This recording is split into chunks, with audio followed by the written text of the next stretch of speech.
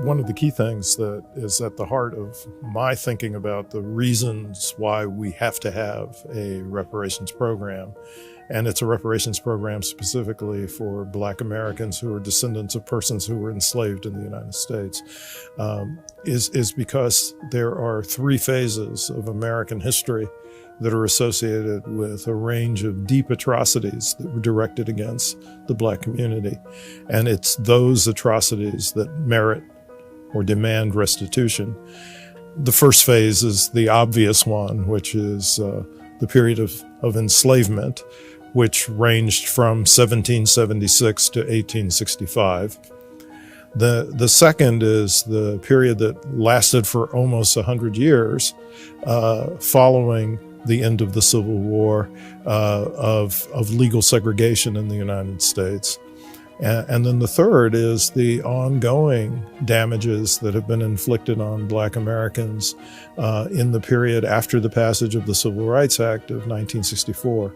And here I would include mass incarceration. I would include police killings of unarmed Blacks. I would include employment discrimination.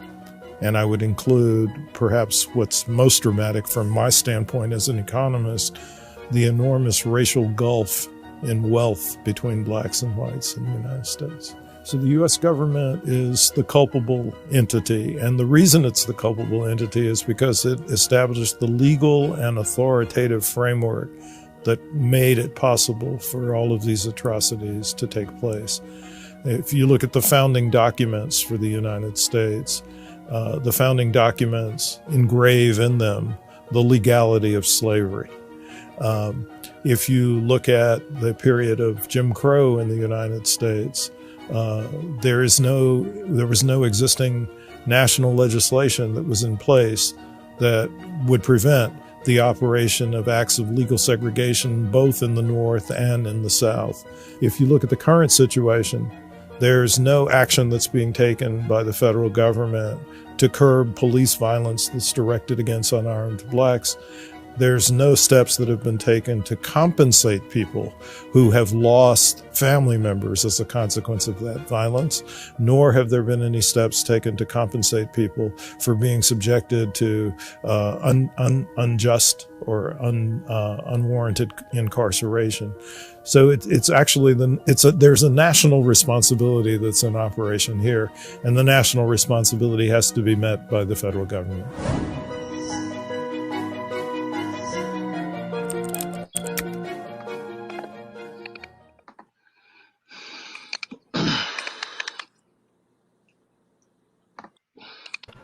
Hey, good evening, Facebook, YouTube, and Periscope, as well as our other streaming channels. And tonight, I have three members of the Fabulous Four, as I would want to call them right now.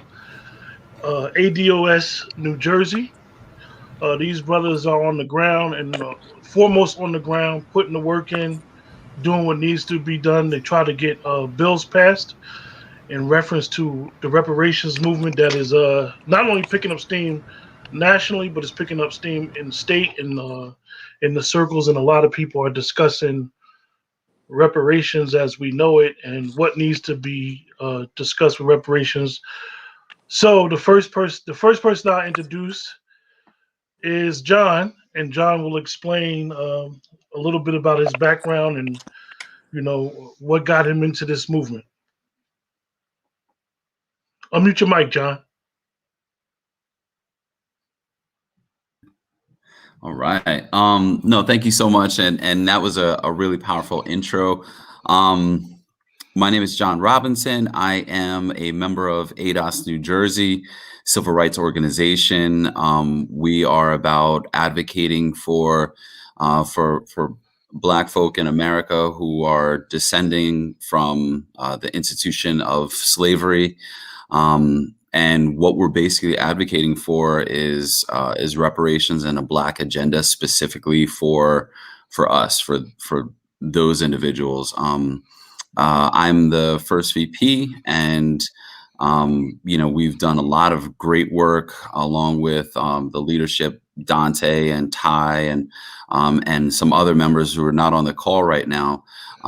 We've done things as far as political advocacy, helping to support candidates that have a Black agenda. And when we say Black agenda, we're talking about legislation, we're talking about protections, we're talking about laws, because it's, reparations, it would turn into a big wealth transfer to white America if there weren't institutions, there weren't laws, there weren't protections put in place so that once we received reparations, that money just basically being a transfer out of our community, and so the Black agenda would really establish that. It would also establish protections such as making us a protected class of citizens, and a lot of other things. So so we've been advocating for that. We've gone to rallies, we've gone to marches, we've done a lot of work, and we're continuing to press on. So thank you so much for having me. Definitely, and everybody in the chat. Like I said, these brothers is doing tremendous work, and they doing a lot of work behind the scenes. A lot of stuff that doesn't reach social media, where they'll just pop up somewhere and they done already did the work. So now I'm gonna introduce Ty. And Ty, unmute your mic, brother. Okay. Ty, give us a brief introduction of yourself and your background. Hi, I'm Ty Harper. I'm second VP of ADOS, New Jersey. Thank you, just like John said, thank you for having us on the show, and thank you for such a powerful and eloquent introduction. I appreciate that. Thank you. What we do in ADOS, New Jersey is already known since John spoke on it. I myself, I pretty much come from a college and a military background. I spent 8 years in the Army. I went to college, and I was doing activism even in college. The thing that made me decide to step up and do more is that the hardest part I found of advocating, especially for the American descendants of chattel slavery, is that when you're out here and you're working hard, so much comes at you from all directions that you feel like you want to quit. So I feel that you have to be ready to stand 2 feet on the ground, 10 toes down in order to do this work. You don't have to do it full time. You can do it part time, but it needs to be done, and we need to have all hands on deck. In addition to being second VP in ADOS, New Jersey, I'm also the chairman of Black Citizens Caucus of Jersey City, New Jersey, and we're hoping to do even more work as a political caucus. So thank you for having me on, and pass it back to you. Now I'm introduce this guy right here. For my audience, I want to call him the chef, man, because this conversation is long overdue. Me and Dante were supposed to hook up quite a few times, but a lot of things happen with the scheduling. Dante is one of them people that always tweets, always posts about meetups. Look, this is what we're trying to do. He always tries to keep everybody abreast of what's going on. So Dante, unmute your mic and let everybody know who you are, brother. Oh, no doubt. My name is Dante. Thanks for your beautiful introduction that you did earlier within the conversation. So I am definitely here as another brother of ADOS, New Jersey. I'm definitely part of the leadership team. I'm the president here, ADOS, New Jersey. A little bit about my background. Let's see. I've always been a part of the Black community in terms of doing outreach, whether it be things involving, working on various campaigns. One of them was definitely, she's now a senator, Senator Schwank in Reading, PA. I worked on that campaign when I was in college. But as far as what we have been doing in ADOS, New Jersey, what drew me to the reparations movement was not just the idea, but more so the tangibles that's needed for our group of people. And so the need for a Black agenda, the need for repair, that's what drew me to the reparations movement. So we'll just go ahead and move forward with the conversation, brother. All right. So I'm gonna ask John a question first, if the other brothers don't mind. How'd you guys form ADOS New Jersey? ADOS, for those in the chat, is the acronym for American Descendants of Slavery. So it's just an acronym that's used. We'll get into who it affects, who is eligible to, and what exactly is the meat and potatoes of this. But I want to ask John first that one question: how did it all form? Sure, sure. Well, it'd probably actually be better for Dante to answer that question. But what I'll do is I can let you and the audience know how I first heard about ADOS New Jersey and my coming aboard. I mean, we had been listening to like Dante, like Ty, I'd been heavily involved in social and community kind of outreach programs, whether it be in ministry or whether it be just working with different organizations, just for the uplifting of the Black community, and sometimes just communities in need, whether it be like food, like hunger need, or financial, or whatever. So I've been involved in that ever since I was younger, a teenager, basically. I noticed that there was I'd been kind of sold the whole Black capitalism thing. Like, you go to college, you do this, you do that, you do the other, and by the time you're whatever, you're able to pull yourself up by the bootstraps, and you should be doing well. And it was basically I was sold a false bill of goods. And I was kind of searching. I would look, I would see different Black leaders or different thought leaders on the internet. I came across a couple, and they had a conference. I went to the conference because they were putting out good data coming from Dr. William Darity, who's an economist, a PhD economist at Duke University. You played the clip at the beginning of your show. And I went to a conference in October 2019. And so I heard about, there being a chapter in New Jersey of ADOS, American Descendants of Slavery. So, I just looked them up on Facebook, and that's where I came across Dante and, some of the other people that had started to form, the New Jersey chapter of ADOS. And I just got plugged in there. So, Johnny, because of our other guests dropped for a minute, we can get right into the meat and potatoes of this thing. Explain to everybody about this bill, the New Jersey bill A711 / S322. Okay. So basically what that is there's an assembly version of the bill, and also its counterpart in the state Senate. The bill sets up a New Jersey Reparations Task Force. So that is it's similar to HR 40 in its intention, I guess.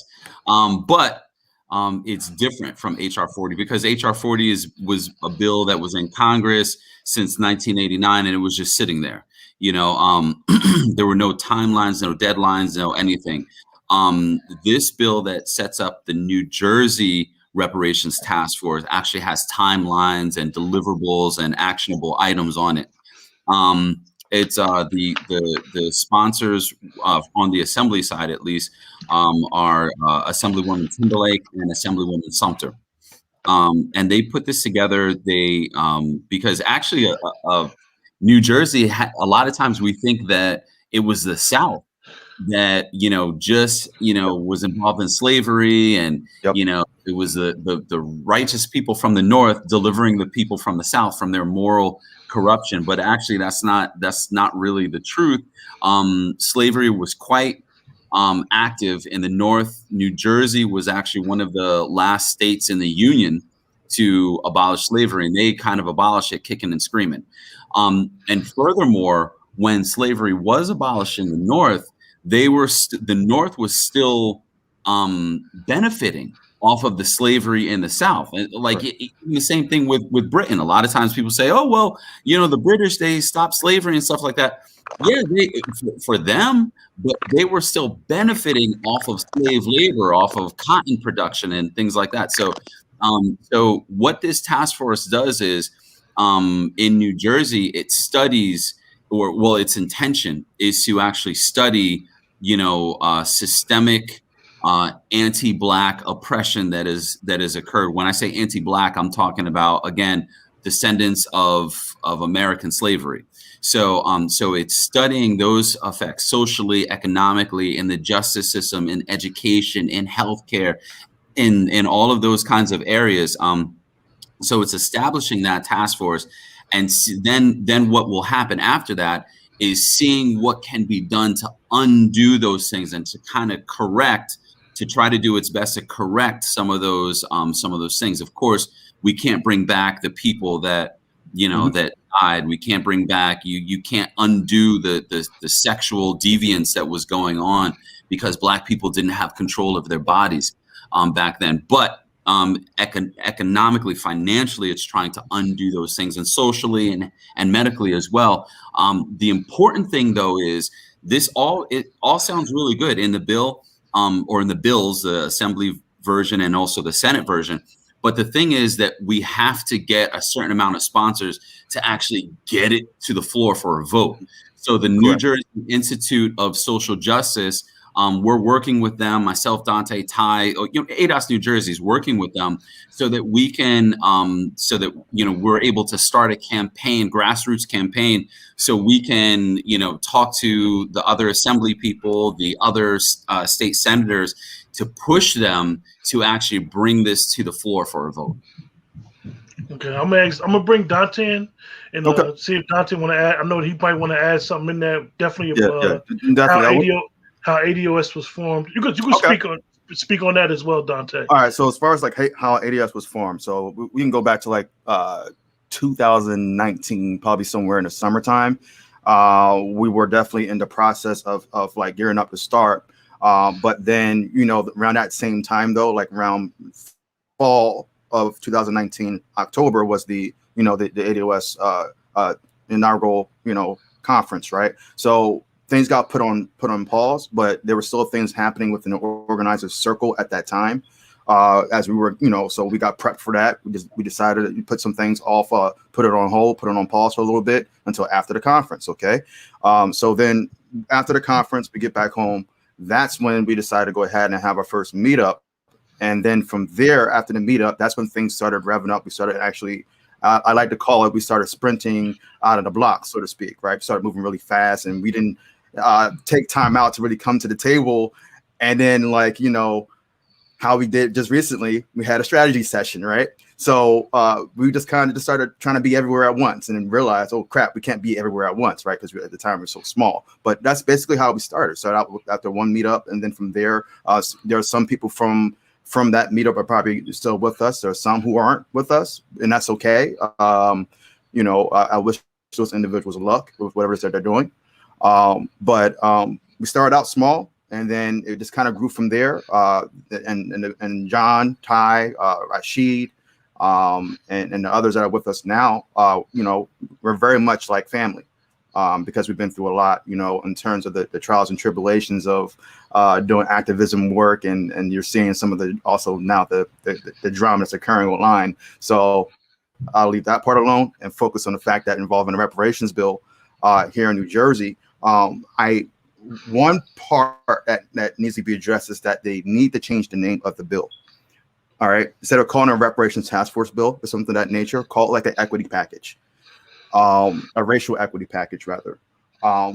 So there are 5 points in that bill that they are wanting to address. And John did a great job of pretty much summing up all of it. But they, obviously it's an act established the New Jersey Racial Equity Task Force to conduct research and develop proposals and recommendations to address laws and programs executed in New Jersey that perpetuate intergenerational harms originating with New Jersey's role in America's institution of slavery and extending into the state and the nation's legacy of systemic racial discrimination. So they, very similar to like HR 40 in some ways, right? They're wanting to, garner support and obviously do a study involving those specific ills and harms that were done to a very specific group of people. Obviously, they're going to have some Black and brown language in it, but we know very specifically that there's no Black and brown, coalition. but they're trying to use certain things as a benchmark. For example, we're all the way at the bottom. You look at the financial markers, right, in every particular area. So when they're talking about like a commission to study reparations, all right, that's for the general public to get behind. So let's say, for example, there are a lot of ignorant people, you know, in America. Like, for example, there are some Black immigrants who don't know all these specific traumas that Black Americans, ADOS people, descendants of freedmen have been through, right? So, of course, there's going to be some pushback on that. Like, well, reparations, that sounds like a handout, you know, welfare mentality, different things like that. But no, it starts with, part of it starts with educating the general public about why the need for reparations, and also why the need for very specific proposals to correct a lot of those different ills. We're not saying that money is going, you can't put a price tag on what occurred, right? Then at this particular point, you might as well just hand over the entire country to us. You know, that's, you know, play role reversal for the next 250 plus years, right? Then maybe there could be some, you know, some corrections there. But no, there has to also be other programs tied to it too, that I think that is probably what they're going to look at involving the study of reparations. So that's pretty much what it's addressing. Ty, do you have any thoughts with that? I'm gonna bring him in. Yeah. Hold on one second, Ty. Okay. Ty, you have any thoughts on? I know you was having some difficulty. I know it's, and let me let the audience know is that sometimes with the program that I'm using for shows, if a person has an iPhone, you'll hear like a clicking noise, and I'm quite sure you guys might have heard it when Ty came on earlier. So now Ty's joining us. He must have heard it as well on his end. So he's joining us, and I'm quite sure you might have heard John and Dante explain parts of the bill and explain what's going on with how ADOS New Jersey was formed and so forth. So would you like to add something else to that, Ty? I only like to add that everything he said is absolutely true.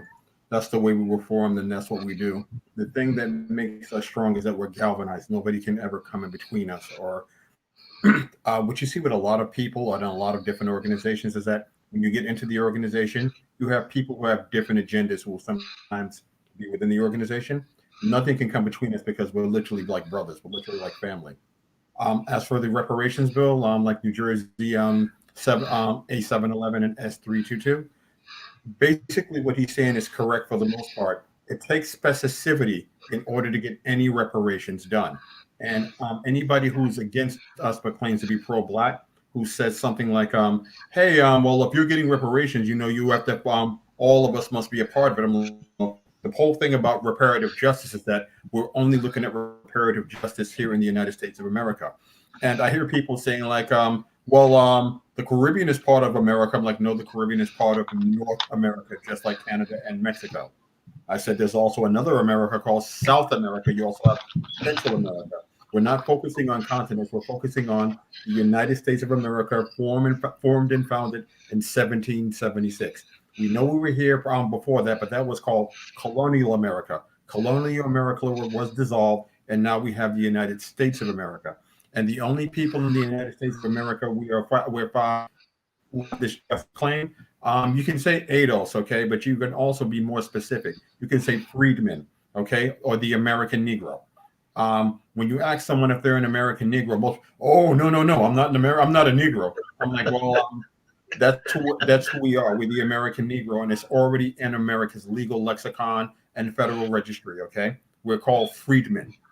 That was used before slavery, and it's been used now to describe us. There was even a Freedmen's Bureau that was shut down during Reconstruction in 1872, and then officially killed altogether in 1972. We need to demand to bring that back. The Indian Bureau is still here. Why is the Freedmen Bureau not? We also had a Freedmen Bank where all of our money was put in one bank because nobody wanted to do business with us. That's what the Civil Rights Act of 1866 was for, to allow us a contract to do commerce just like anyone else. Yeah, but when we did commerce, they didn't want to accept our money. They didn't want to let us put the money in your bank. You didn't want to let us form any type of economic cohesion. The government decided, hey, here it is. It's the Freedmen's Bank. The bank was completely looted under the watch of the federal government and then closed out. Okay, so people were saying like, oh, we should be part of that claim. We're all American descendants of slavery. I'm like, No, we're not. If you're not a freedman, if you're not an American Negro, you are not an American descendant of chattel slavery. This has nothing to do with race. This has nothing to do with class. It has nothing to do with whatever global context you're talking about. This is here specifically, like CARICOM is specific, in the Caribbean. In the Caribbean, we've been in touch with them. We've looked at CARICOM. They do the exact same thing. They say that you cannot be part of our justice claim for reparations, okay, for slavery here in the Caribbean. But if you live in the Caribbean and you're black, the black economic agenda that we have here will be for everyone black. We're saying the same thing here. You will not qualify for set aside. You will not qualify to be under the Freedmen's Bureau, okay? But you do qualify for equity inclusion and inclusion of economics, okay? That's what we're saying. So there's a lot of disinformation, a lot of ridiculous hate for no other reason, and people getting triggered because all of a sudden, unlike listen, we're Gen X, okay, millennials, and we're Gen Z. We're not boomers. We are not the silent generation, okay? The strategy there failed and put us in a position right now where we were 50. This is pre-COVID stats. Before I say this, disclaimer: we were 40% of the homeless in America and 52% of homeless families, but we're only 13.4% of the entire country. That shows you how frightening it is. We were scheduled to be at zero wealth by 2053. Unfortunately, because of COVID, we're not going to have to wait that long. I'd say 10 to 15 more years, unless everybody stops listening to all the nonsense and the noise and focuses in and gets the work done now. Ty, if you don't mind, could you repeat that year again? I think that a lot of times we tend to think that when we think about wealth and the wealth gap, we think personal success, personal achievement speaks about everybody. And like Dante said, it speaks to the root of that, or John said, it speaks to that pull myself up by the bootstrap theory, where I'm successful, I done made good investments. So speak about that prediction about zero wealth in the blacks will have zero wealth by what year pre-COVID? 2053. That's not a projection. That's an actual fact that's backed up by all the data that we've looked at. And what's more frightening is that was pre-COVID. Once again, thanks to COVID, unfortunately, we won't have to waste that long. We're fighting for our existence at this point. We're fighting erasure at this point. We're not just fighting for wealth and all this other stuff that people are talking about. No, all that other stuff is meaningless because we will not be here. We will not be alive. If we have zero wealth and all of us are homeless, we are completely vulnerable. We're at everyone's mercy, not just the government, okay? We're at everyone's mercy, and that must be understood. And once again, we're only 13.4% of the country, but pre-COVID, we made it 40% of homeless and 52% of homeless families. When I started looking into the data that I first heard about and started looking into it and studying it religiously, it is not only correct, it's actually more frightening than I'm telling you. We really need to do what we need to do. We really need to be focused and do it now. One of the Correct, Andrea. Yeah. one of the issues that the gentleman brought up, and I'm gonna show Dr. Darity, who both of these gentlemen, all three of these gentlemen had reference to. I'm gonna show a quick video of them. But I wanted to, when we come back, we're gonna speak about HR 40, just for the chat, just to give us some brief history about HR 40 and why some of the key points that these three gentlemen have said, and they're going to definitely reiterate when we come back. HR 40 was a bill that was put into play by the late John Conyers. John Conyers was a freedman. He was a descendant of slave. And when he died, for anybody that don't understand, Rashida Tlaib took his seat. She has no idea what HR 40 is and what it's about because she's of Arab descent. So it's not, sometimes it's not, we think that a person will take on someone's legacy because they come behind them, but she has no emotional tie to this bill. So this is why this bill has been sitting on Sheila Lee's desk collecting dust. So we're going to play Dr. Darity's video just to give everybody in the chat some more brief history of the economists behind a lot of the data, And then we'll come back with these three gentlemen, and definitely we'll discuss more and who's entitled and how do we fight correcting the systematic racial discrimination. Blacks are about 13% of the U.S. population, but only have 2.6% of the nation's wealth. And that translates into an average household differential between blacks and whites in net worth of about $800,000 in 2016 dollars. That's the gap that needs to be closed by a reparations program.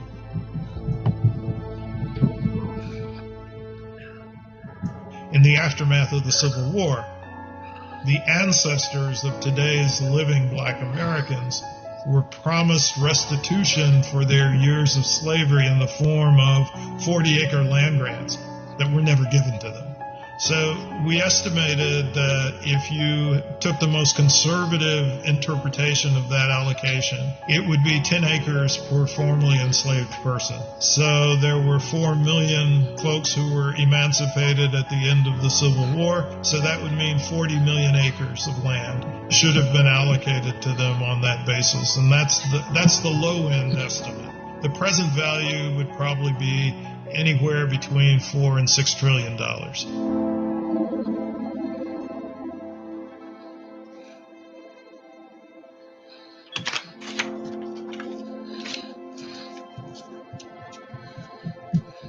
The black rate of mortality nationally, that's derived from data drawn from the states that actually have collected data on the basis of race and ethnicity. The black mortality rate is 2.2 times as high as both the Latino and the Asian rate, and is 2.4 times as high as the white rate. And if we explore potential explanations why that's the case, I think it can be linked in some significant ways to wealth differentials. So, for example, wealth position makes it more essential for blacks to hold low-wage employment in arenas where their work is deemed essential, even if they are not deemed essential.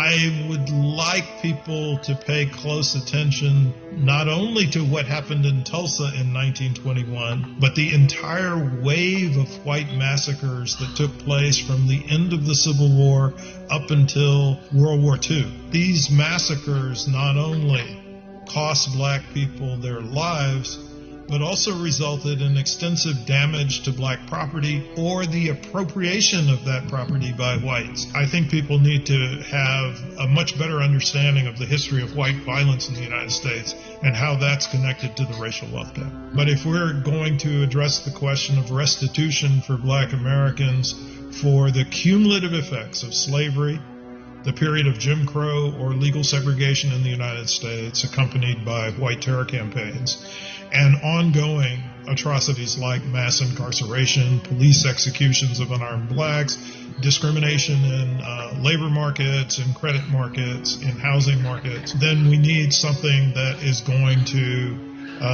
focus on the racial wealth gap, which, to my way of thinking, captures the cumulative intergenerational consequences of this entire trajectory of harms. The GI Bill is established in such a way after World War II that it's administered in a decentralized fashion, which gave Southern authorities complete discretion over who would get the benefits. So, for example, in the state of Mississippi, only 2 GIs who were black veterans received any mortgage support from the GI Bill. In the book that I've just completed with Kirsten Mullen, From Here to Equality, Reparations for Black Americans in the 21st Century, we argue that the payments might be made in the form of endowments or a trust account, where individuals would be allowed to spend the interest off the account in any given year, but could only dip into the principles subject to approval for a plan of action or a proposal that they develop. In the present moment, the federal government overnight essentially came up with, well, some people say it's $2.2 trillion. Some people say it's as much as $6 trillion because of the loans that were made by the Federal Reserve Board. But it came up with that money overnight. There were no new taxes administered. And I think that the present experience, or the current experience, demonstrates that the federal government can spend on virtually anything it wants to spend on. You're denying all newly emancipated Black Americans, virtually all of them, you're denying them any initial stake in wealth as compensation for their years of forced labor and forced time under slavery. That's how you begin to create. That's the origin point, I think, for the contemporary racial wealth gap. That's where it started.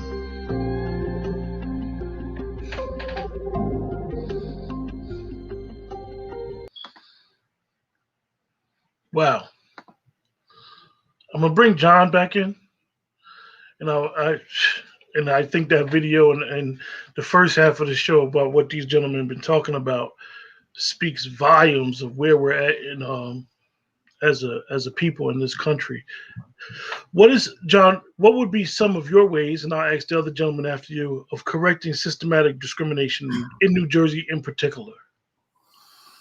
Well, I mean, I think that, we have to look at the damages that have been done, and the different types of damage.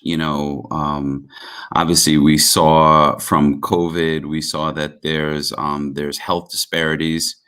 We already know about the economic disparities, education disparities. So I think that I think that reversing those as much as possible, that would be really the first step. But in addition, and I think that there would have to be, so that's basically financial. It's financial in a way, because, healthcare facilities, educational facilities, those kinds of things, that takes money in a capitalist society. We have to do those when you talk about job discrimination and employment or wage disparities. I mean, that has to do with Black businesses and not being able to really have the types of institutions and the protections that are in place to make sure that that we're adequately paid with our white counterparts or our, Asian Indian counterparts. So I think that there needs to be a simultaneous Black agenda at the same time that's developed. I don't think that we can just do, okay, well, financial first, and then we'll see about the laws that protect them. I think it has to be done simultaneously because, it was really the laws that were against us, from the beginning. And instead of being for Americans that built this country, I mean, it was, laws were set up to actually subjugate us and to oppress us. So I think that there needs to be a financial, economic change which undoes white supremacy's oppressive economic hold on us. But then also, I think that there needs to be those laws put in place that kind of establishes institutions and put protections in place for us. So, all right, I'm gonna bring Ty in. Tom, I'm quite sure John nailed everything there. What would be some of your methods? And I know you guys always lock in step. So he might have missed something, or might be something you might want to add, Dante, in regard to correcting systematic discrimination in New Jersey. Unmute your mic, Dante. Okay, well, I'm going to go over some data in New Jersey, and this is according to New Jersey Institute of Social Justice. So 1 in 5, the number of COVID-related deaths are attributed to Black people. That's 1 in 5. 62% of incarcerated people, denied the right to vote who are Black versus 15% of the population. 2, 2-to-1 is the ratio of black to white adults incarcerated. 21-to-1 is the ratio of black to white kids locked up, which is the highest disparity in the U.S. 3-to-1 black to white likelihood of facing police force. It's the sixth most segregated state in the nation for black students. All right, $106,210 is the median net wealth of white residents versus $179 for black and Latino or Latina household. Repeat that again, Dante. $106,210 is the median net wealth of white residents versus $179 black and Latino. Okay, now 352,000 is white family median net worth, which is the highest in America versus $6,100 for black families. This is the highest racial wealth disparity, one of the highest, if not the highest, in America, in the state of New Jersey. So the solution is very clear about what's needed, right? Like in terms of how you can correct this, right? You have to obviously make us a protected group of people. You address it through definitely through cash payments in terms of reparations. And as I said before, reparations is not a handout. This is a invoice. It is a bill that is due. Okay. Then also, obviously in terms of the reparations, there also has to be other programs within it that John already alluded to and was touching on, whether it be housing, medical, and also I would tie in mental health. I think as a group of people, we definitely have a lot of spiritual and mental health work to do. So with all those things, against us right now within our state and also throughout the country, the government needs to act fast, because without reparative and restorative justice, we'll pretty much be extinct. This is what we're fighting for. We're fighting for survival at this point.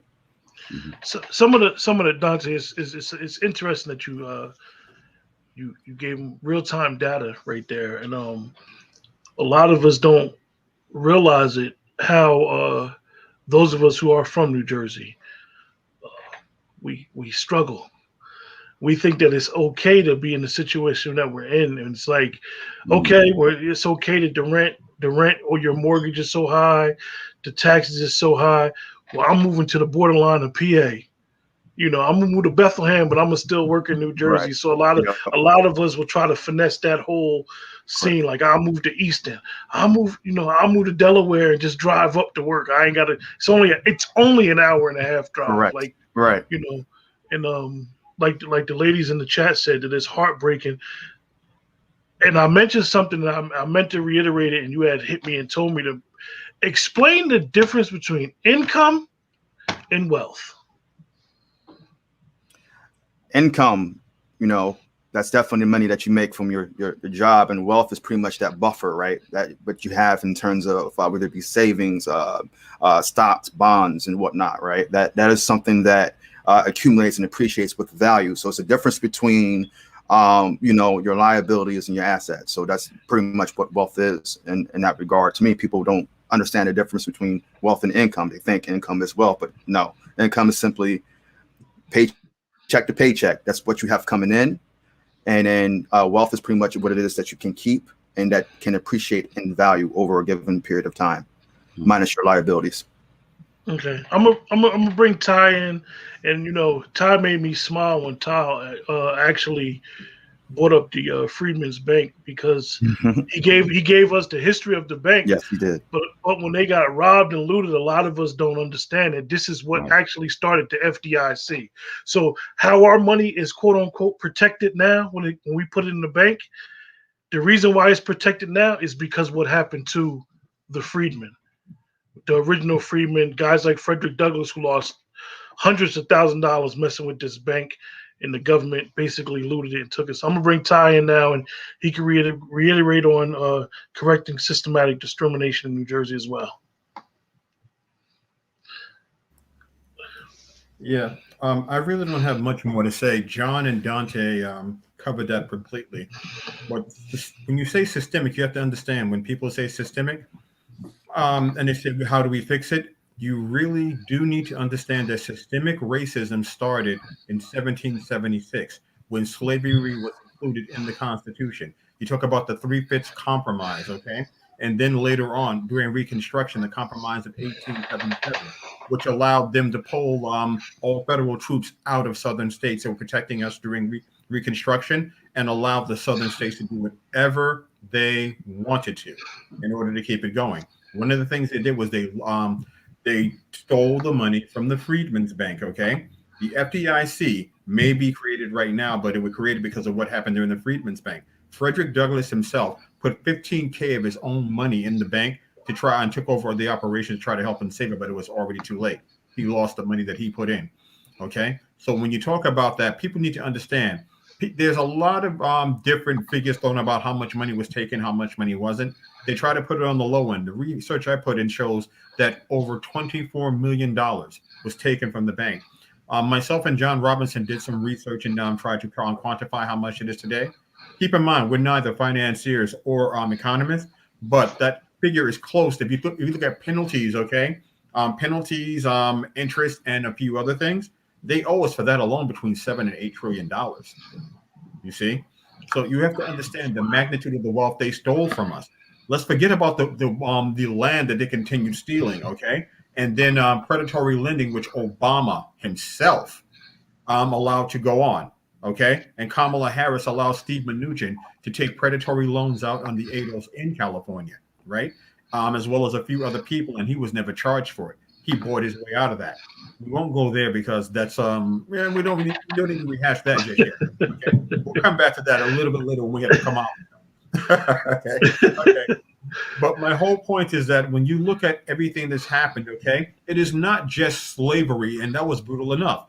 Outside of slavery, they had when the Union soldiers that were free, decided they were no longer in the Union Army, and they brought in the freed slaves. They called them contraband, okay, and they put us in concentration camps. People know of the Devil's Punch Bowl, but that's not the only one.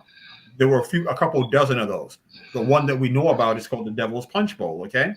Forget about the slave breeding farms that took place, that happened while we were slaves. Everybody that thinks that, oh, we were born from families, like, no, we were born, a lot of us came from slave breeding farms. My family comes from the part of Virginia where slave breeding farms were, one of the bigger ones were. And one of the biggest ones was actually owned by a man you may have heard of, Thomas Jefferson. Okay? So let's keep that in mind. That's where the term MFer comes from, okay?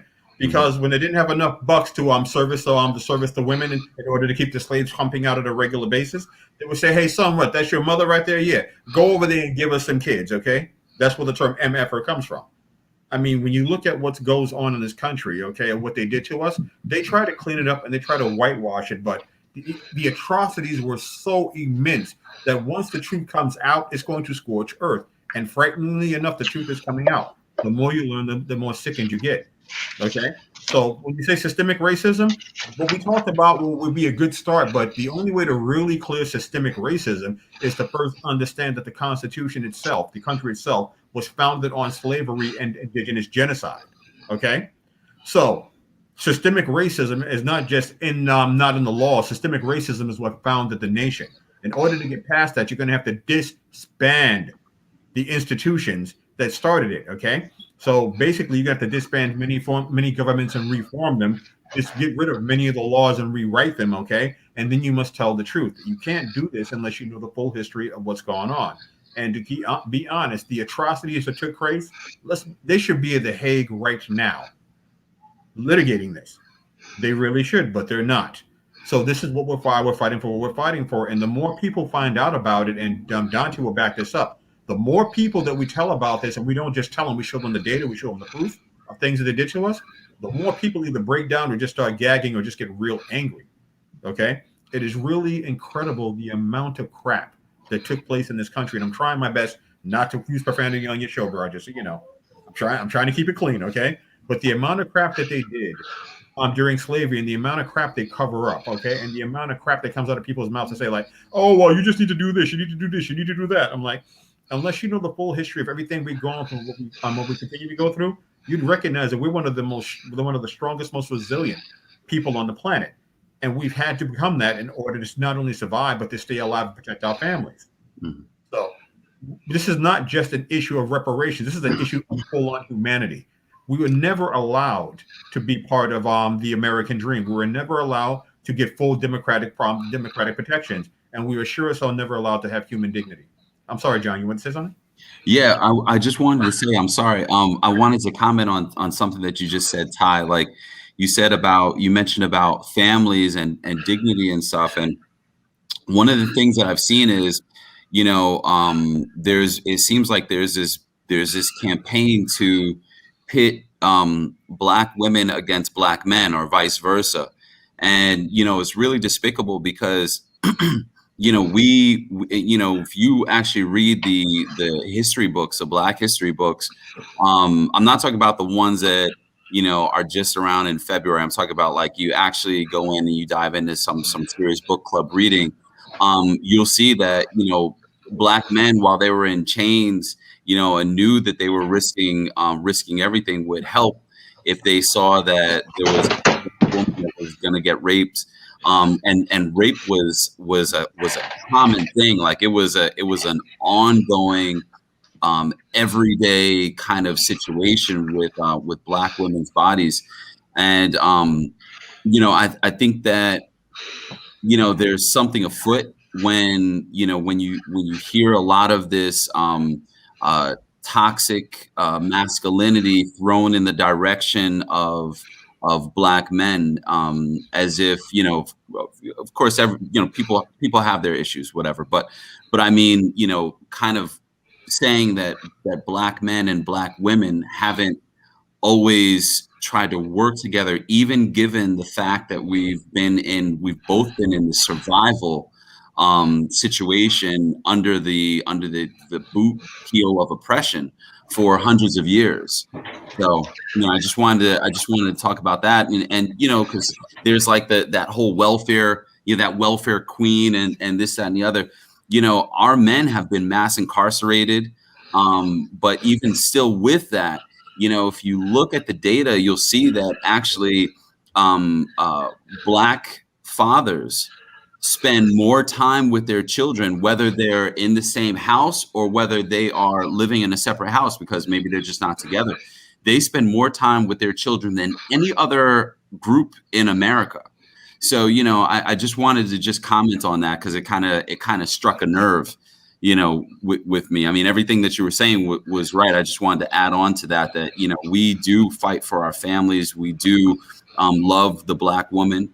And that's just something that, gets me really upset when I hear a narrative that is other than that.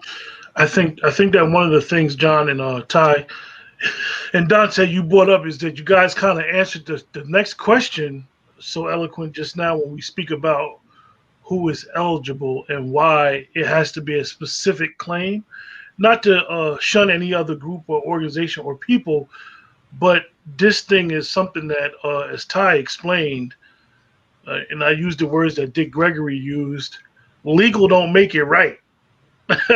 and as Ty explained, that this stuff was on the books from the door that this country became a country, and it was legal.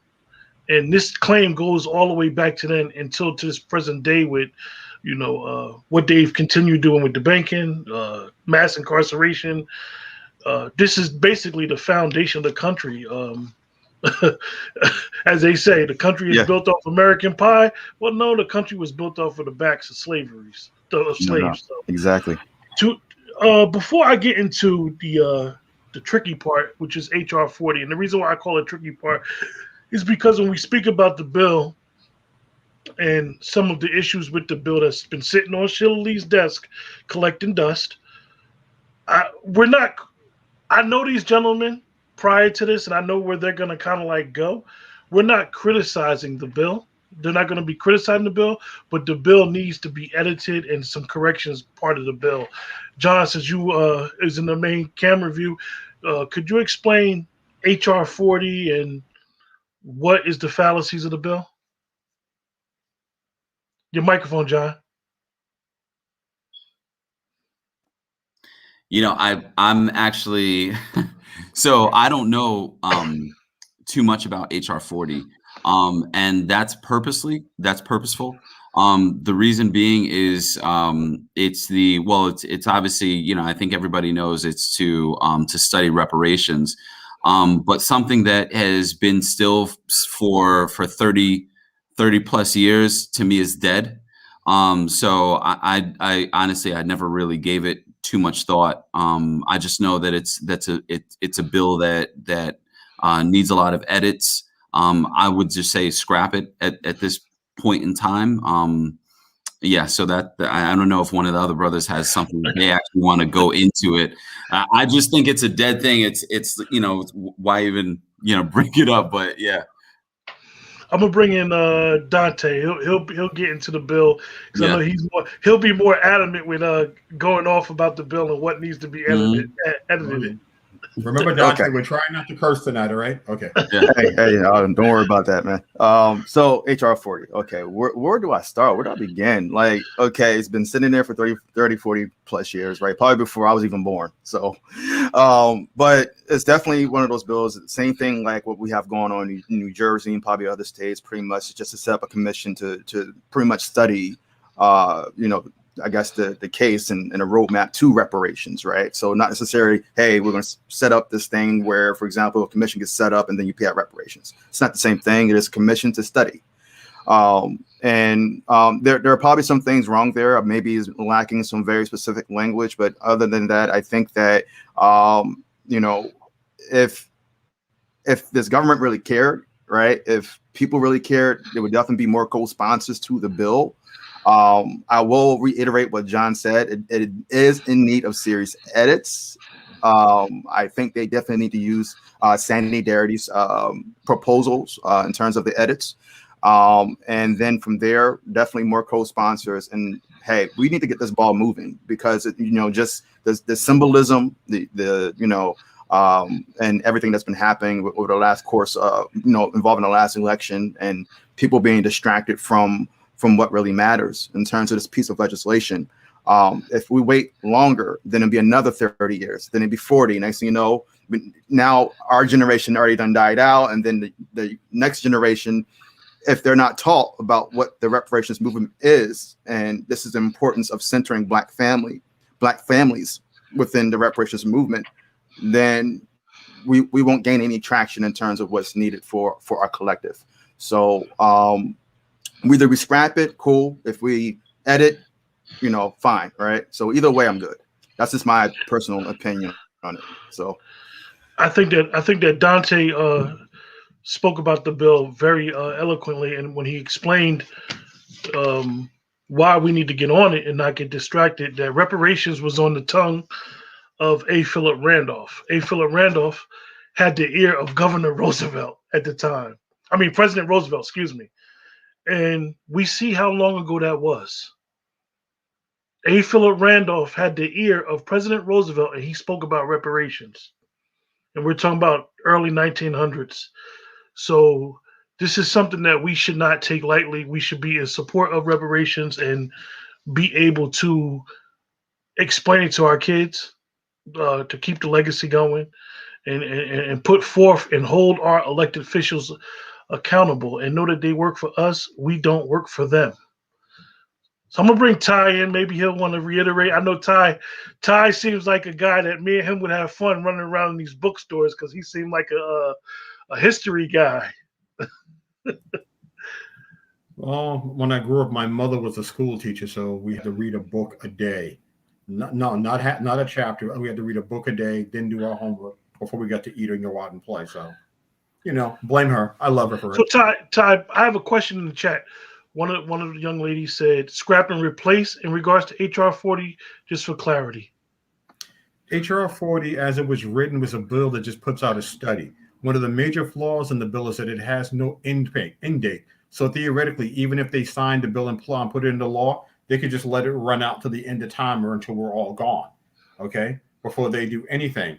And when people say that, well, nobody got reparations for slavery or anything like that, that's another misnomer, because keep in mind also that slave owners, I will say this again, slave owners got reparations for the slaves that were emancipated. They got $300 per slave. I'm not going to tell you what that's worth of today's money. Go ahead and look it up yourself, okay? Because so they got reparations for us and we didn't. So many of them got reparations that they put in the 14th Amendment that after those slave owners got it, nobody else can file for reparations for loss of income because of the emancipation for slaves. Someone from some Pan-Africanist organization said, see, we can't get reparations because of that. I'm like, that was written for slave owners or anybody that worked in the slave economy who claimed reparations. That means overseers, okay? Overseers, people that used to sell the donkeys or the mules, okay, that we used to use to plow the fields. Those were big industries, okay? All those industries stopped. They say those industries, you cannot come to us for reparations. That didn't mean us. You can't tell us that we did all this to you and we're not going to give you reparations. Yeah, sorry, not going to happen. Native Americans have been given reparations so many times, I can't remember. The Japanese gave reparations, were given reparations, and hey, they deserved it for what they went through, so we're not upset about that. As a matter of fact, one of the writers of that bill who helped get it passed, he's actually been talking to Dr. Darity. He's in support of us. He said he had no idea of what we went through and we deserve to get our reparations. The Jews are getting reparations in America for something that happened in Nazi Germany. So keep that in mind. Secondly, we never got any land. Remember the great land giveaways? We were promised 40 acres and a mule, okay? Lincoln signed that order, and we said, like, okay, let's get it done. Andrew Johnson came in and said, yeah, no, you get nothing, okay? So they reneged on our reparations promise right then and there.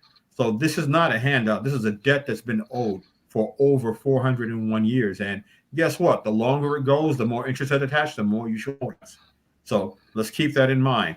So anybody who wants to look at this information, they have different books that you have. Like, there's one, When Owners Got Slave Reparations. There's another one I read that says who benefited most from post-slavery. You know, who benefited most, and they give this data and these statistics. And when people say something like, "Oh, they don't know who you are, so we don't know who to give reparations to," I'm like, strange. When they wrote Jim Crow, when they wrote the crime bill, okay, when they write any of these laws, they seem to know exactly who the hell we are. So don't believe it. They know exactly who the freedmen are. They know who American Negroes are. Okay, they know who we are. Don't let anybody tell you any differently. They can disaggregate that really simply. They kept specific records in the census from year to year, and even more specific records and property records from year to year. I didn't have to go search mine very hard. I met my great-great-grandparents who were, by the way, born as infantry and slaves, okay, as slaves. So when somebody says you've never met a slave, I'm like, yeah, jackass, I've met my great-grandparents, okay, on my mother's side. They were born into slavery. I see more and more information out here about more people who met slaves in their family. I see information about more people who have met people that have gone through this and anything. And they try to make it like Jim Crow was so long ago. I'm like, if you were born before 1968, you lived during Jim Crow. Okay, so if you knew your grandparents and your parents, most of us, we knew people that were born in Jim Crow. I was born in 66. Jim Crow didn't really end until 68. They try to claim 64, but they had to pass 2 more laws to get rid of the Jim Crow bills. And that the last one, the Voting Rights Act, wasn't written and passed until when? 1968. So let's stop the lies. They show black and white pictures of the civil rights movement. They try to make it look like it was a long time ago. Why don't you guys go look at all those color pictures and color videos? It was, I mean, come on. It was less than 50 years ago. Okay, people, let's stop it. It was not that long ago. So they're trying all these tricks. This is what we call propaganda. They're trying all these tricks to deflect and try to make it seem like this was such a long time ago. If it was such a long time ago, how come my grandmother and my grandparents can tell me about sharecropping and peonage and living in the Jim Crow South? I mean, come on, people. I want to ask you one question. Getting kickback from your mic. But okay. Let me ask you, and Dante like this one. The big thing in that we see now is school loans. Paying off school loans will change the wealth gap. I need you to address it, and I'm going to ask the other 2 brothers that. Paying off student debt will change the wealth gap. Explain why it won't. Because it actually increase it. Actually, it would increase it because it will be the biggest wealth transfer in the history of America since the free land giveaways, okay? Let's keep it a buck. How many people, how many ADOS people, okay, how many freedmen actually have student loan debt? How many of us were actually able to go to college and accumulate it? I have it, okay. My mom has it, okay. Several of my aunts and uncles have it, but we're the exception, not the rule. Most of us don't have student loan debt, so if you cancel it, what are you doing for the most of us, okay? Number two, we don't even, we're not even the primary members of the HBCUs anymore. That's been gentrified so far under the radar that it's incredible. Most people that go to HBCUs are African immigrants, Caribbean immigrants. A large number of Latinos have already figured out, hey, let's get in there while it's cheap and we can. And now we even have white students in there who go there, get special incentive to go there, and they graduate. So we're not the number one members of our HBCUs because of the crime bill, mass incarceration, okay, and targeted systemic racism, okay, that kept us away from everything. So if you don't have student loan debt, how is student loan debt going to lower the racial wealth gap? The people that have it, they're getting hundreds of thousands of dollars a piece that they don't have to pay. That's going to amount to trillions of dollars transferred to white families, okay? And none of that's going to be transferred to us because most of us have not gone to school and don't have that debt. We have real life debts, okay? Some of us have back taxes. I put that up because I see that a lot of legislators are trying to say that's a start for reparations or that's part of reparations, and they're trying to get the president in Senate and Congress, Senate and the House to get on this. They're pressuring them to sign cancel student debt, and then they're putting reparations with it. If he cancels student debt, he cancels student debt, but it has, the reason why I said it has no direct tie to reparations. And I'm gonna bring Dante in on it because I know he's probably fired up. I asked this question. I believe it really, yeah.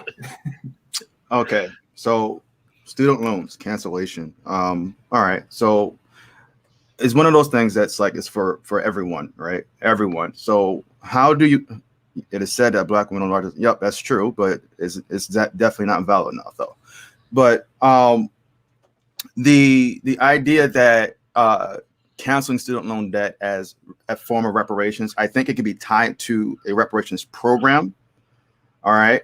But there's like Ty touched on everything in terms of probably what I would have even said as well anyway, because so few of us have even went to college. So few of us probably even have student loan debt. Right. So canceling student loans at this particular point in time without actually making us whole first in terms of in terms of a wealth transfer. All right.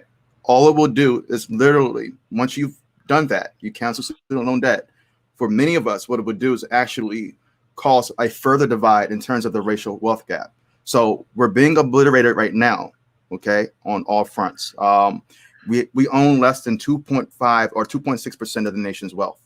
All right. Most of that is tied into boomer hands. So then when you talk about student loan debt, right, going back to my point previously, all it will do is literally just create even more of an unequal playing field in terms of the wealth gap. We already don't have wealth. All right. So then you go into look at it generationally speaking, millennials. All right. Then you go to Black millennials. Right. So, excuse my language, we damn sure don't have it. So what can we support? Right. We can definitely support a program that does tie in very specific programs for us, tied into a Black agenda, actually making affirmative action work for who it's supposed to work for, right? Maybe we can start there, but back to very specific legislation involving reparations, all right? If it means we have to start over with HR 40, we do something entirely different with that, we scrap it and replace it with something else, then that's what we need to do. But putting that before what needs to occur, like that should have happened many moons ago, involving 40 acres and a mule, it will only make it will only make us even more of a bottom caste. All right, so that's pretty much what I'm saying about it. Is this going to create the divide even, make it even larger in terms of that divide there? John, would you like to speak on it, John? Yeah, definitely. I mean, the thing too is that, like I was saying when I first introduced myself, is that, I was sold a bad bill of goods, which said basically that, you go to school, you get good grades, you're well behaved, you go to college, get your, maybe even get a some sort of postgraduate degree, and you'll be, you'll make it. You'll be living like the Huxtables. And actually, the data doesn't point to that. The data actually points, well, not for Black America, not for ADOS.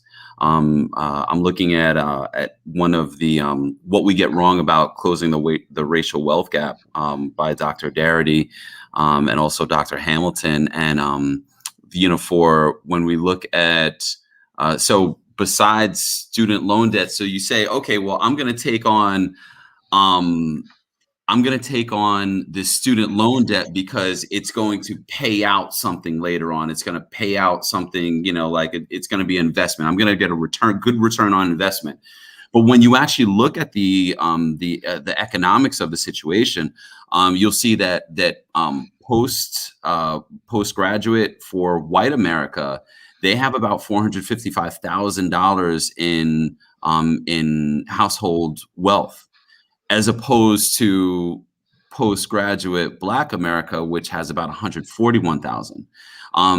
When you look at, if you even go down to less than high school, and I know we're talking about college, but just to kind of paint the disparity. So we would be taking on the same amount of loans, or we would be taking on this debt. And when you look at what that return of investment looks like, right? You take on this debt, and if you look at college, white America, when they've gotten a regular bachelor's degree, they're at $268,000 in net worth. We are at $70,000. So we take on this debt, and there is a negative return on investment. We're taking on $40,000, $50,000 worth of debt, and at the end of the day, we have $70,000 in net worth. That's horrible. It's not a good return on investment. I'm not saying that we shouldn't have educational attainment. We shouldn't go to college. We shouldn't go to, go as high as you can. But at the same time, we have to, part of the reparative justice, the restoration that has to occur is there needs to be some sort of free college specifically, or free higher education. I would say even after that. But there has to be something specifically for ADOS, for those of us that have descended from slavery. And let me actually just share one thing. When we look at credit, right? So in order to, it's not just good grades that gets you into medical school or into law school, because if you come from a family, especially an ADOS family, that doesn't have any kind of wealth or anything, then what you have to do is you have to take out a student loan. Now, you being a broke college student with maybe some other debt tied to you, then it's your parents or somebody in your family that has to have the good credit in order to take out the loan. Now, I'm speaking of personal experience. So I got accepted to medical school, but I was not able to go, not because of my grades. Like I said, I was accepted, but there was no one who had the credit worthiness to be able to take on a loan that was going to be $50,000, $60,000 a year. Didn't have the credit worthiness, didn't have the wealth to back it up. So what I'm trying to say about all this is that it is more than just, going to, reparations, but there have to be programs in place so that we can access higher levels of learning without taking on that debt. Wow. You just broke it down so eloquently, as well as the other two gentlemen. I was asked this in the chat a couple of times, and I wasn't ignoring anybody in the chat. And I know that Dante referred some books. John, give us some referral books that you would say to give us some historical insight on some of the things that you guys discussed. Yeah, sure. I would definitely say The Color of Law. That's probably the first book that I would start with, The Color of Law. I would say that The Color of Money is also a good one. I would say the one that Dante actually spoke about, which is From Here to Equality by Dr. William Darity. I would also say this is not a book, but it's a report. And this report is so quintessential. I just referenced it before, but it's what we get wrong about closing the racial wealth gap. Because, I'm not sure about your listeners and everything, but I know that, a lot of churchgoers, a lot of boomers, and a lot of, just folk that have bought into Black capitalism, they really say, well, if you do this, then you'll be able to make it. We don't have to, let's not rely on the government. Let's do this or let's do that, and that report, actually, what we get wrong about closing the racial wealth gap really breaks down it kind of debunks the myths. So I would say that color of law, color of money, from here to equality, and then also what we get wrong about closing the racial wealth gap, and probably also sprinkle in there when affirmative action was white. I'm gonna bring Ty in because I know he's chopping at the bit when he talk about reading. Mm-hmm. Ty, unmute your mic.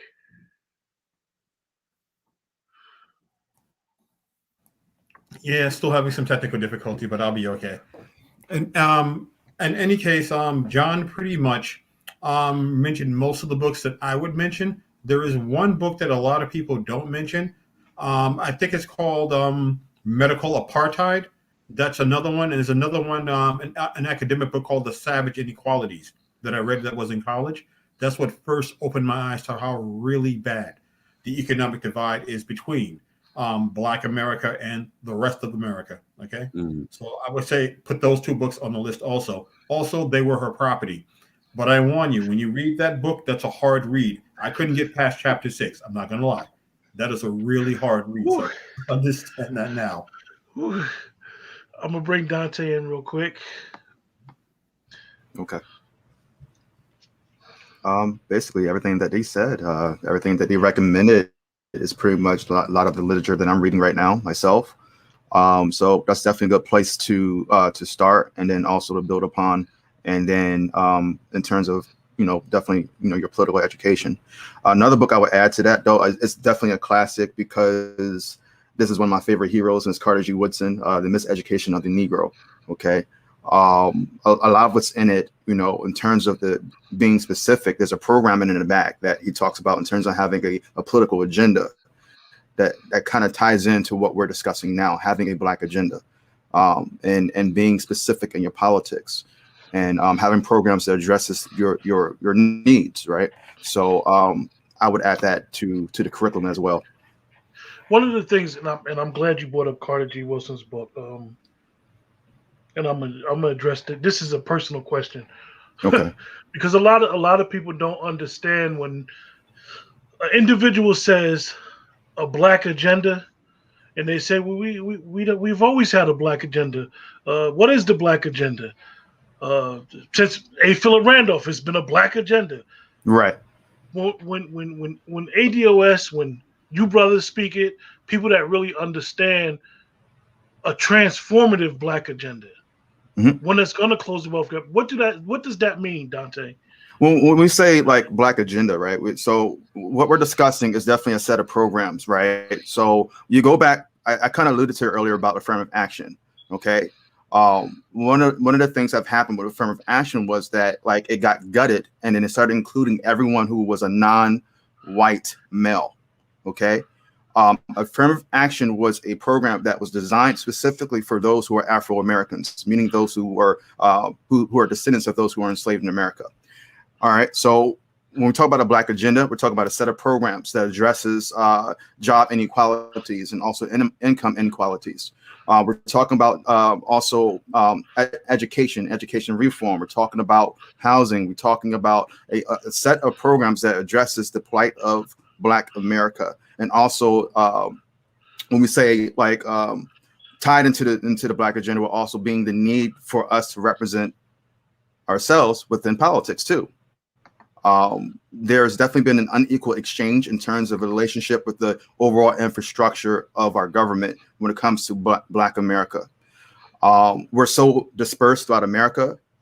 Someone mentioned this before, and I forget the gentleman's name, but and Ty probably could jog my memory a little bit. But one of the things he and I were discussing was maybe another part of that Black program could be is many of us pretty much migrating to the Black Belt, okay, where we can consolidate our political power. That's just an idea, but going back to before what I was discussing about having a Black agenda, it starts there, a set of programs that addresses specifically our needs.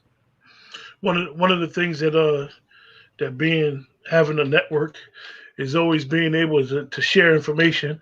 And the book that Dante is talking about is the book by Charles Blow, who he mentioned to me the other day when we were corresponding. Yes. And it's a very interesting book that he talks about, and you can find about Charles Blow on YouTube and what he's saying about why we need to maybe go south. Very interesting perspective, and I think that he brings up some very interesting points. I'm gonna bring Ty in. Ty, when we speak about, if I know Dante basically explained the Black agenda being transformative, he brought up something interesting about affirmative action. As long as you were not a white male, you were considered a minority. Can you speak about the fallacies in that? Do I really need to? I'm just saying. I mean, a person may not understand that. Okay, I'm going to put it this way. If you heard of the comedian Bill Barr, right? He put it best when he said, when did white women start swinging their Gucci-booted feet, okay, over the fence of oppression and say, I'm oppressed, by the way, hold my toy dog. Please. White women are not a minority. White women are the matriarchs of white supremacy. People have finally realized that with the whole Karen thing. I mean, this is not something new. This is not a new phenomenon. It's just finally getting filmed. Keep in mind, Emmett Till was killed, brutally beaten and tortured and killed. Why? Because of a white woman's lie, okay? Rosewood happened because a white woman lied and slept with another white man, didn't want her husband to know, so she blamed the black man raped her. They burned down the entire town. Why did Greenwood happen? You all know as a Black Wall Street. Once again, white women are not a minority. White women are not in trouble of being any kind of in a situation where they need to be a protected class. The problems they're having with their males are the problems that most of us have with any other male in any other group on the planet, except that theirs are more sinister and vicious. And there was actually a news story, I think it was put out by BuzzFeed. I have to check who put it out. BuzzFeed, who actually showed that the new alt-right is actually being set up and being organized, and the infrastructure has been put in place by white women who are keeping their identities secret. White women do not belong in affirmative action or as a protected class at all. As for the other ones, let's be honest. When people talk about Latinos, okay, Latino is not a race. Latino is an ethnicity, okay? Latinos are black, Latinos are white, and Latinos are indigenous, depending upon the countries, and mixtures of all of the above. Most of them are white. They're not brown. The only brown people on the planet are the East Indians, some Arabs, and the Pakistanis. Let's be very clear about that. They are not brown. And whenever someone says black and brown, I never hear one of them say brown and black or anything like that. So let's stop it. When we talk about the only real still ravaged minority in this country, it's still freedmen. And to a lesser extent, you still have, you still have the indigenous people, the Native Americans. But they just gave them the whole northern Oklahoma. They're starting to open private prisons in California. So even a lot of them are starting to target us. And most people don't know this, and I'm going to say this right now, no disclaimer. I'm going to say it right now. They also enslaved Negroes, okay? They enslaved Ados. The big five civilized tribe, okay, the Chickaw, the Cherokee. I won't go into all their names. It's going to take too long. And what they did. But they did enslave us. The Trail of Tears they talk about so often, you know that they dragged their slaves along with them. And they were the last Confederates, okay, because a lot of them were Confederates. They were the last ones to release their slaves, and they were had to be forced to by the federal government because they were violating their treaty. They did not want to release us. And to this day, they're still kicking out ADOS members of their tribes so that they will not be able to benefit from the new government reparations and programs that are being set in place from them. They're fighting us. They're fighting with them about that, and we're working with them who identify themselves as the American descendants of chattel slavery. we're working with them also, because like at the end of the day, like, yes, you're still a freedman and say you're a Chickaw or a Cherokee freedman, but you're a freedman. Yeah, we're U.S. freedmen. Okay, there you go. So let's keep that in mind. I don't want to hear anything more about minorities. Okay, you can be a minority but still not be oppressed. I hear Asians are minorities. That's strange, because the average Asian household has more wealth than the average white household. How the hell are you a oppressed minority if you have more wealth than the so-called oppressor? I don't understand that entire argument. It's completely devoid of logic. So critical thinking is something that a lot of us have stopped doing, and I'm glad I have people around me now, people I've met that we've also helped train and teach this. You have to be able to think critically.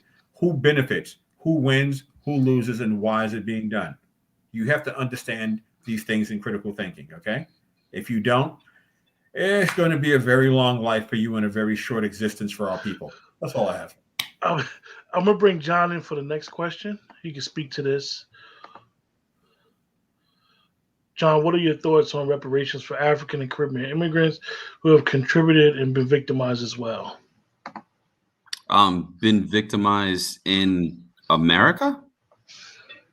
Or I think that, so in general, I think that that any group of of individuals that have been unfairly, that they've been oppressed, that sort of thing, should be given reparation for that specific group.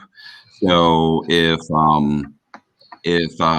Britain has oppressed, Nigerians and people from that lineage, then I think that Britain owes them, some form of reparations. So I'm not against any group getting reparations for oppression.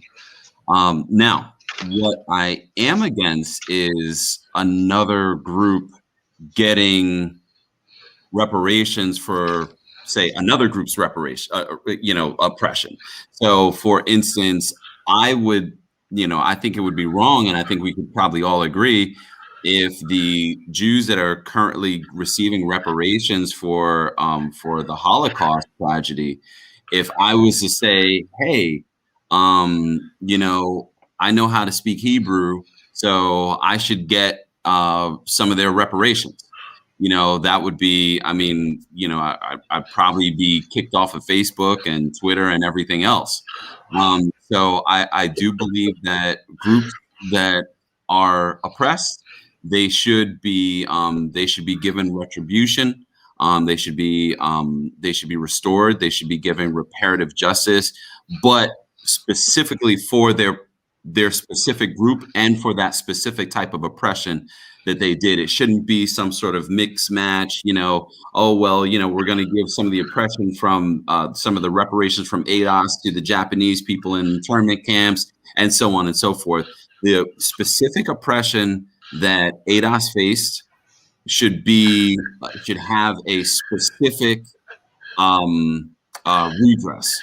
So one of the things, and I'm glad you just said the word, and it's not, and I know that Ty speaks, when Ty speaks, he speaks to this because it has to be understood for everybody, myself, you guys, as well as anybody in the chat, as well as anybody that may watch this broadcast in the future, that this claim is a specific claim. And I tried to avoid asking the question that you guys already answered when we speak about the atrocities from 1776 up until now, but we have to understand that this justice claim, it speaks to a certain group of people, and why is because when you do put the claim in, when you do get these bills passed, it can't really speak for everybody because everybody wasn't affected. So, John, could you speak about who would be really under the criteria? I know it may seem like we're rehashing, but it is very important that we understand going forward why we're speaking about a specific group of people and their descendants. Right. Yeah. No. So that's a really good question. So really, it's mainly two criteria that I think most of the descendants, American descendants of slavery and reparationist movements agree to. And also Dr. William Darity has said this as well. The two criteria basically are that you can trace at least one of your parents' lineage to slavery, to American chattel slavery, and which isn't difficult to do. And that you will also have to have identified as Black or Afro-American or whatever, whatever it may be on the census or on, applications or something like that. So it's pretty simple, pretty basic, pretty easy to trace, but that's essentially it. So what that would do is that would filter out, the claim of that Obama made about, I wasn't able to catch a cab. Well, that doesn't give you a right to this form of reparations, which is specific to those that were tied to the institution of chattel slavery. So that's it. I'm gonna bring Ty, and he'll. I know he probably wants to speak on a little bit more. Sure.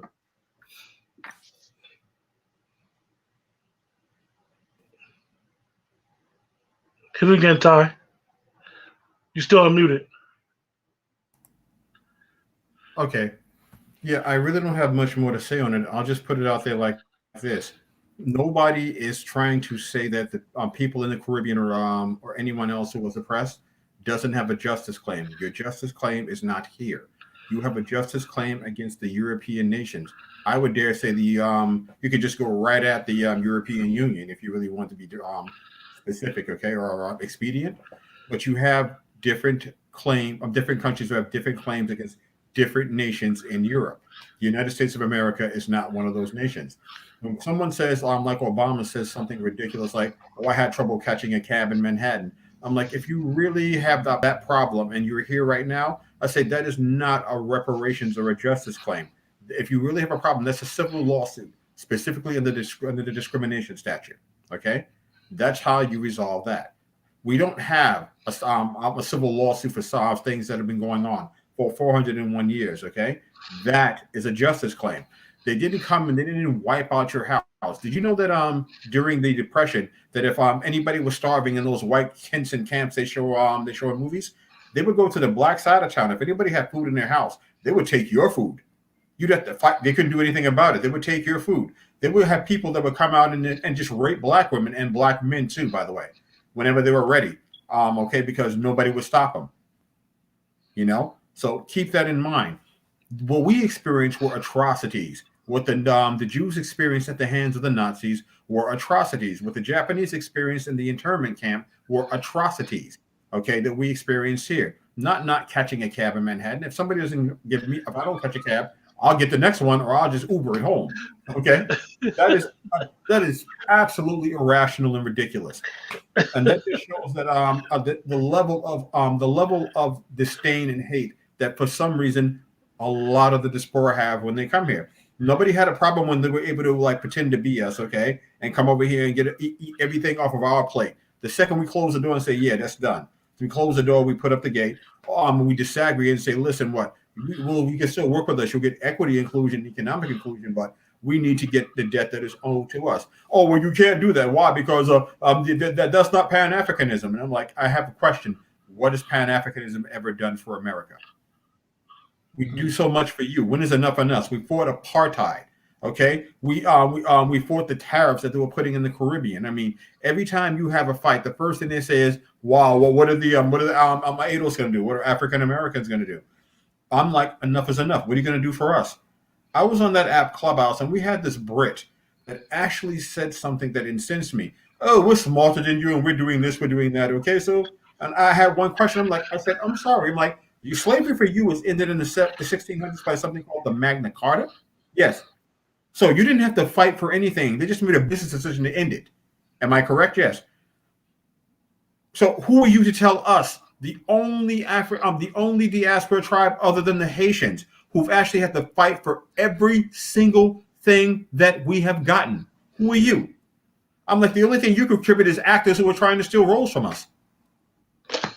I said, so let's stop the nonsense. Nobody is saying that that you don't deserve reparations, but you have to get off your butt and be ready to fight the British government, okay, in the country that you're in. Has anybody heard of them, except for a very few select of them, who are Nation of Islam over there fighting for anything? I'm being honest, and I'm not even being cheeky. Can anybody name one? Okay, can anybody name one African nation that is sent for us, who comes out here, who will come and fight for us, or do anything for us? The only African leader that actually wanted to work with us was Muammar Gaddafi. He wasn't even black. The man was an Arab. He offered $500 billion to us, which Bush blocked expeditiously. And then they killed him. Okay? So that's my point. It's reciprocity, okay? Where's the reciprocity? If you're not doing anything for us, why are we doing something for you? We're not saying we hate you, we love you, but this is about survival for us, not about your comfort in what you think you're owed. If you think you have a justice claim, draw it up and fight for it. But your justice claim is clearly not here. If you've been discriminated against, it's called a civil lawsuit. Get an attorney, get it done. That's all I'm saying. I'm done. I'll bring Dante in because Dante, you want you have anything to reiterate what the two brothers said? No, I think that the two brothers, Ty and John, they touched on all the major points and definitely went into detail about our specifics, and the only thing I would say is that, for other groups that are, saying, do they deserve reparations? And like what Ty said, and what we've been saying in terms of beating that drum there is that, we're not against you getting yours, but yours is not included in ours, right? So then at that point, it wouldn't be reparations if it means for everyone. That's not reparations. Reparations is to correct a very specific injury. It's to, provide that redress there. It's like someone getting into a car accident and you happen to be in the area, and then like a claim is made. So, or everyone there who witnessed it, do they get a payout? I think the answer is no, right? Only the people who were involved in that car accident. It gets resolved through the court system or insurance companies. They work it out, and then the person who was injured, they receive the monies. So I think it's very clear. I'm gonna bring all four of you gentlemen on, and we're gonna wrap up the show. We're basically, I'm gonna ask all three of you guys, how does anybody join ADOS New Jersey, and what's the starting point on where we need to assist, help, be an ally, be a friend? Like I said, the least that you can do, definitely in social media, the least you can do for the next person is like, share, and subscribe. Share their post. I mean, that's the least that any of us can ever do when it comes to social medias. But definitely. How does anybody be a part of ADOS New Jersey? And how can they assist with anything you guys are working on? Do you all want me to take it, or? I think you can take this one. You're the prez. You can take it. Okay. So the first step is obviously, we can definitely be found on Facebook, ADOS New Jersey, right? So that there's no confusion. Our image is very, you'll see it. We're as clear as day. But after that point, though, and maybe before then, obviously you can reach any one of us on Facebook, Twitter. My handle on there is Chief Rocka NJ. All right. So definitely get in touch with one of us. It is an application process, and it doesn't take very long to do. It's a simple link, and once we send it out, boom, you can go in, put it in, and then any one of us will get in touch, and we'll do an interview with the prospective member. And then after that point, a determination is made. But in terms of supporting us, it's not hard to do. One of the things that they're doing right now is sharing the link to one of our call to actions. It's involving our reparations bill here in New Jersey. We are still definitely doing work on the ground involving that and getting it edited even more, trying to get the name changed to at least a racial equity situation there. And also some language in there has to be cleaned up as well. We did the best we could do in 2019, but we still have more to do. But that's the least people can do right now. Share that link, fill it out if you want to, if you live in New Jersey, and get in touch with your legislators in the state here. But yep, that's pretty much what people can do for right now. Anything Also, you want to add, Ty? Yeah, I was just gonna say, one of the things is that when if you join us on Facebook or just in some conversations, if we have meetups and that sort of thing, you'll find that we are not your typical Black organization. We're not necessarily married to the Democratic Party. We're not, now that's not saying that we are, Republicans or anything like that, not by any sort of stretch, but we are for the advocacy of our people. So if there is a, this New Jersey Reparations Task Force bill, if it was being put out by Republicans, let's just say, which I don't see that happening, but let's just say hypothetically, then yeah, we would still support the bill.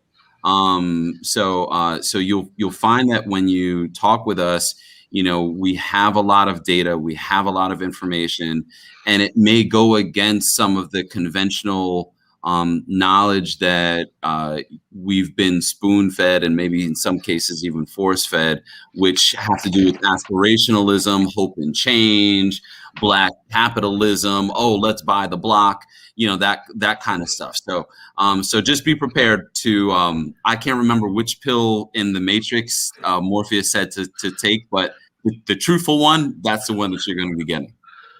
I think that one of the things that John spoke about, and we talked about it behind the scenes as well, I can share it with everybody online, is that when you're dealing with New Jersey as a state, you'll know the intricacies of North Jersey and South Jersey will seem like two different states.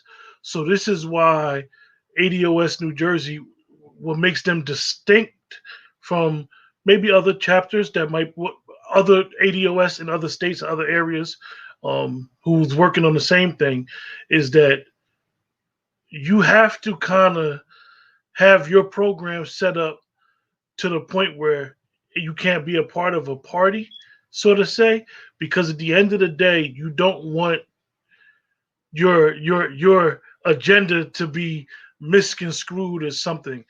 Like John said, this is an advocacy for a group of people who are affected by slavery and their descendants. And this is very, very important because you'll have a particular party that may stonewall you when it comes to this advocacy. I like to tell people I live in a purple state. And what I mean by that is where I live at is red, but the major part of the state is blue. So you kind of like got to work with certain political parties that you may not agree on every issue, but if they agree with you and they're willing to help you push these bills, it is what it is. At the end of the day, you're trying to get a bill passed, and that's one of the things that this justice claim has been caught up with, because we've been so focused on trying to get a particular party to push the bill instead of just saying, let's get the bill pushed.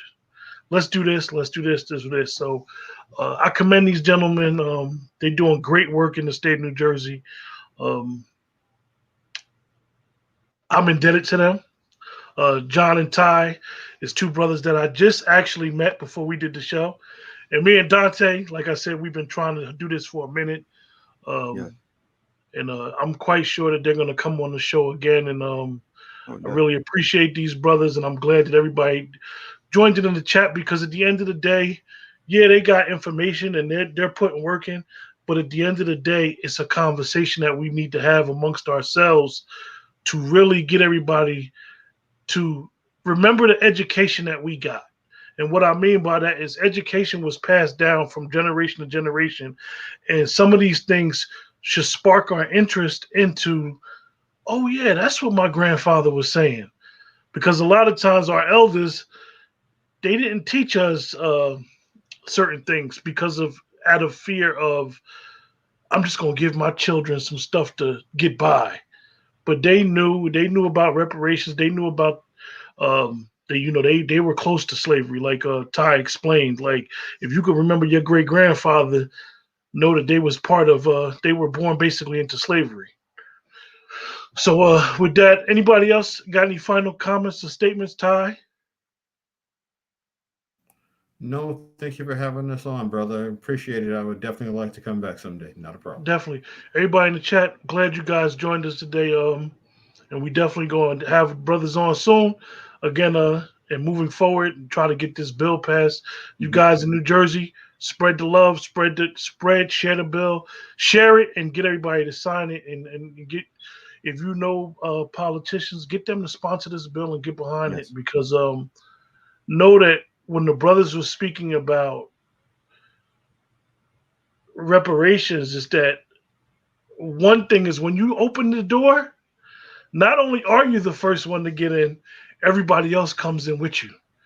So know that what these brothers is trying to do is trying to open the door for everybody. It's not about individualism. It's about us as a collective. With that, everybody have a blessed night and stay safe.